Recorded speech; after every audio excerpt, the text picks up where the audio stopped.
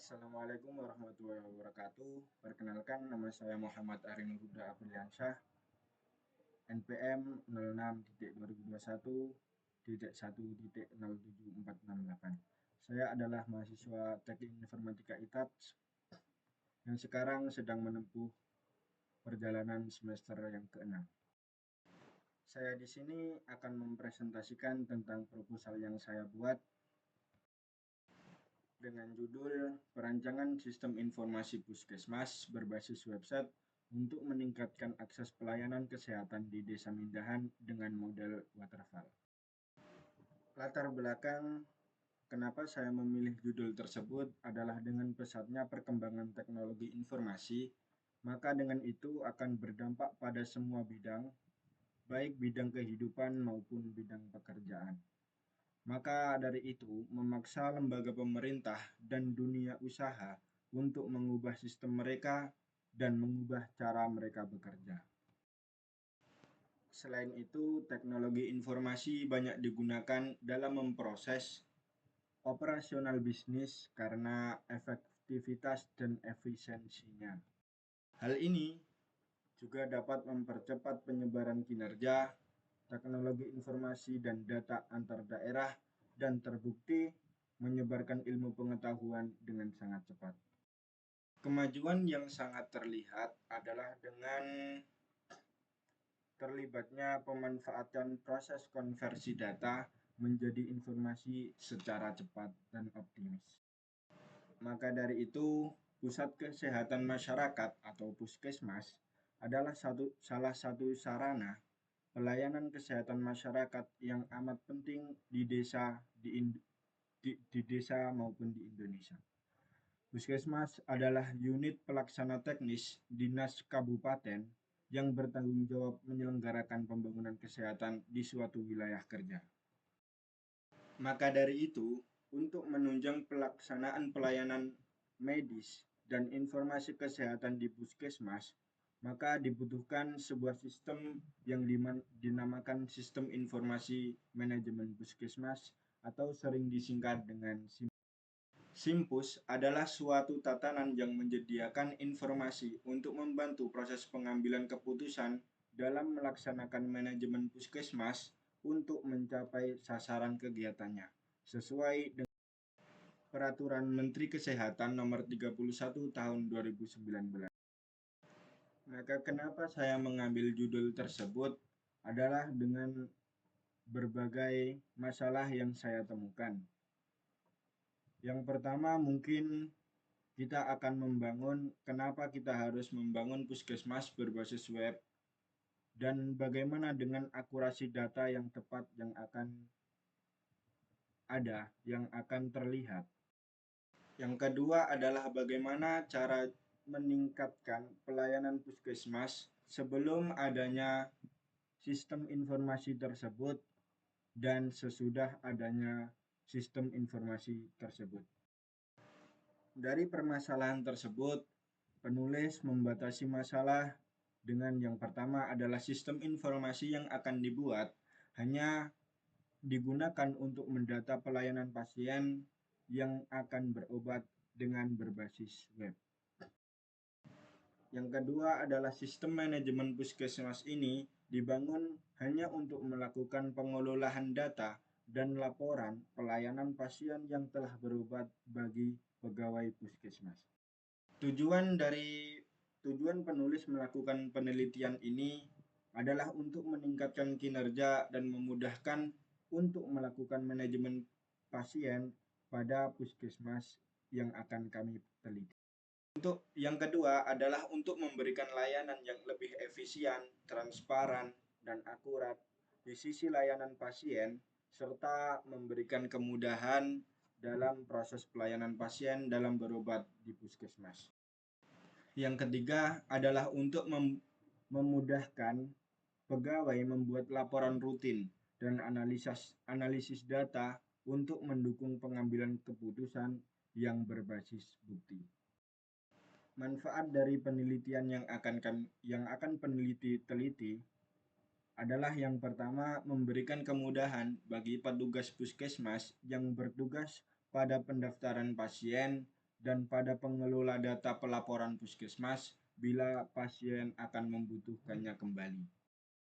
Manfaat yang kedua adalah prosedur dalam pengisian data pendaftaran dan pelayanan pasien akan lebih efisien, mudah, dan akurat, serta menghemat biaya penggunaan kertas pendaftaran secara manual. Yang ketiga adalah meningkatkan transparansi yang lebih besar dalam manajemen puskesmas serta memfasilitasi pemantauan dan evaluasi kerja. Landasan teori dari judul yang peneliti ambil adalah yang pertama mungkin sistem informasi. Sistem informasi adalah cara-cara yang diorganisasi untuk mengumpulkan, memasukkan, mengelola dan menyimpan data, serta untuk menyimpan, mengelola, mengendalikan, dan melaporkan informasi sedemikian rupa, sehingga sebuah organisasi dapat mencapai tujuan yang telah ditetapkan. Sistem informasi di perusahaan atau organisasi saat ini terus berkembang. Maka dari itu, di sisi lain, puskesmas yang sebagai salah satu pelayan kesehatan, maka juga akan harus berkembang. Yang kedua adalah puskesmas. Menurut Peraturan Menteri Kesehatan Republik Indonesia Nomor 75 Tahun 2014 tentang Puskesmas, menjelaskan bahwa puskesmas adalah fasilitas pelayanan kesehatan yang menyelenggarakan upaya kesehatan masyarakat dan upaya kesehatan perseorangan tingkat pertama dan lebih mengutamakan upaya promotif dan preventif untuk mencapai derajat kesehatan masyarakat yang setinggi-tingginya di wilayah kerjanya.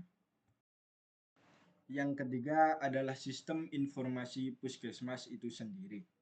Sistem informasi puskesmas adalah suatu tatanan yang menyediakan informasi untuk membantu proses pengambilan keputusan dalam melaksanakan manajemen puskesmas untuk mencapai sasaran kegiatan. Maka dengan adanya sistem informasi puskesmas diharapkan dapat meningkatkan manajemen puskesmas secara lebih berhasil guna dan berdaya guna melalui pemanfaatan secara optimis dari sistem pencatatan pelaporan terpadu puskesmas. Yang keempat adalah website. Website adalah kumpulan semua halaman web yang fungsinya untuk menampilkan berbagai informasi dalam bentuk tulisan, gambar, dan suara dari sebuah domain yang berbentuk dalam suatu rangkaian yang saling terkait. Suatu halaman web yang sudah terhubung dengan suatu halaman web lain biasanya disebut dengan hyperlink. Sedangkan teks yang terhubung oleh teks lain disebut sebagai hypertext. Yang kelima adalah model waterfall.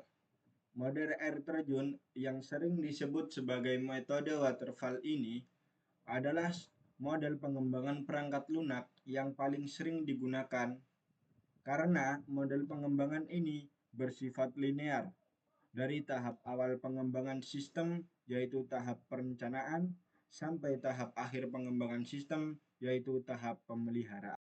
Dan model waterfall ini adalah model yang penulis kira sangat efektif karena mungkin dari sistemnya atau dari step by stepnya yang menunjukkan suatu proses tidak akan berpindah kepada proses yang lain sebelum proses yang pertama atau proses tersebut sudah berhasil atau sudah diselesaikan.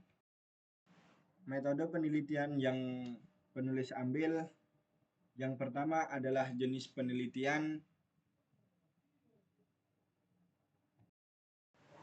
Penelitian yang peneliti teliti adalah penelitian yang menggunakan metode penelitian pengembangan sistem informasi dengan pendekatan kuantitatif dan pendekatan kualitatif. Pendekatan kualitatif digunakan untuk memahami kebutuhan dan masalah pengguna melalui wawancara dan observasi. Sedangkan pendekatan kuantitatif digunakan untuk mengukur efektivitas sistem informasi yang dikembangkan melalui survei dan kuesioner. Yang kedua adalah model pengembangan sistem. Penelitian ini menggunakan model waterfall sebagai metode pengembangan perangkat lunak.